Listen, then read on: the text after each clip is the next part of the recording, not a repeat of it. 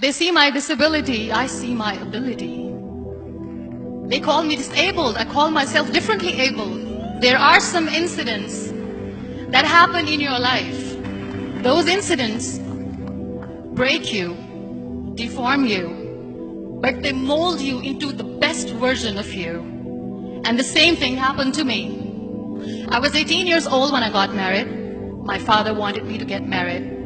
And all I said was, if that makes you happy, I'll say yes. And of course, it was never a happy marriage.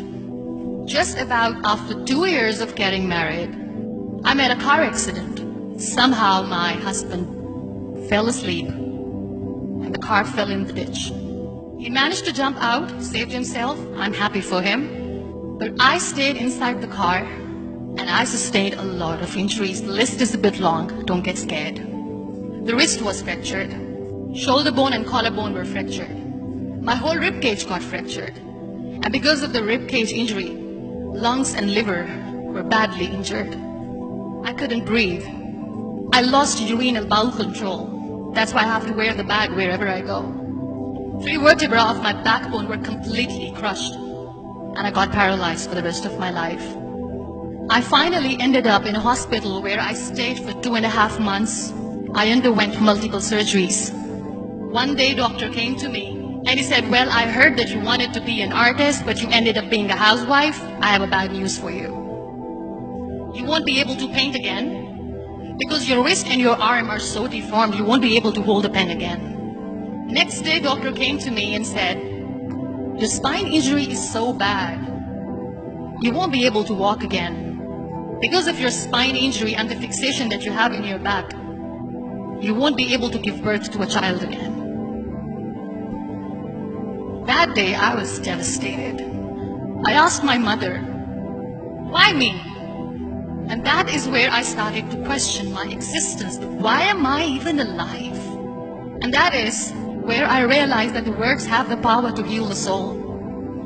My mother said to me, this too shall pass. God has a greater plan for you.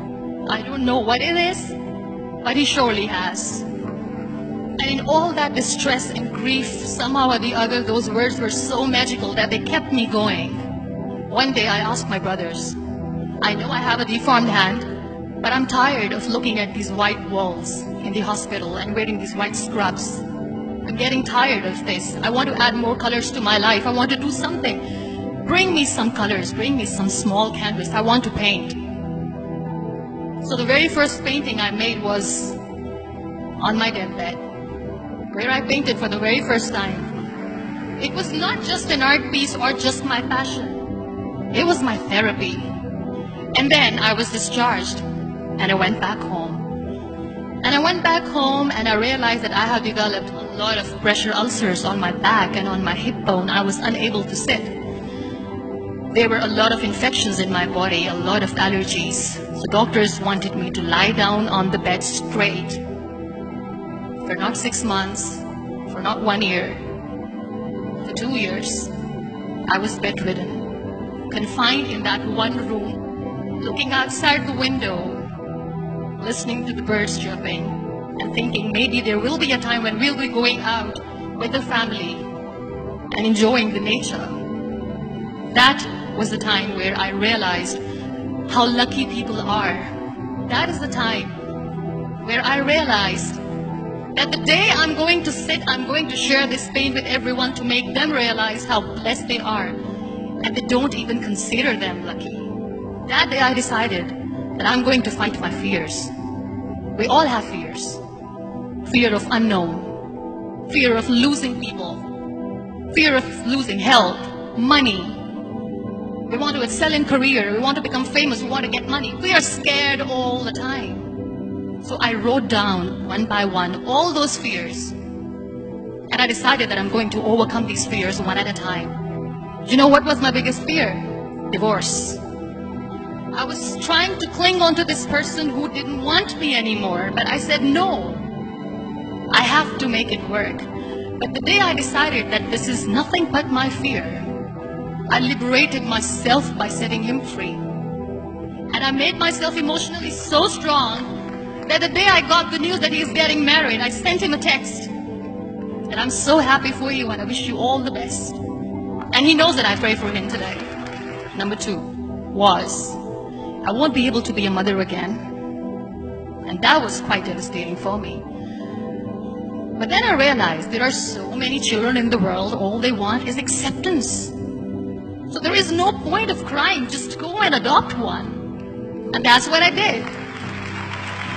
People think that they will not be accepted by the people because we, in the world of perfect people, are imperfect.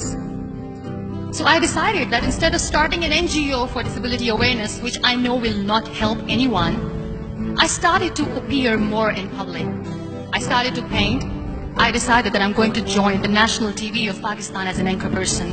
And I've been doing a lot of shows for the last 3 years. I became the National Goodwill Ambassador for UN Women Pakistan, and now I speak for the rights of women, children. We talk about inclusion, diversity, gender equality, which is a must. Every time I go in public, I always smile. It's always a big toothy smile on my face, and people ask me, don't you get tired of smiling all the time? What's the secret? I always say one thing, that I have stopped worrying about the things that I have lost, the people that I have lost. Things and people who were meant to be with me are with me. And sometimes, somebody's absence makes you a better person. Cherish their absence. It's always a blessing in disguise. Live your life fully. Accept yourself the way you are. Be kind to yourself. Be kind to yourself. I'll repeat, be kind to yourself, and only then you can be kind to others. Love yourself and spread that love. Life will be hard, there will be turmoil, there will be trials, but that will only make you stronger. So when you accept yourself the way you are, the world recognizes you. It all starts from within.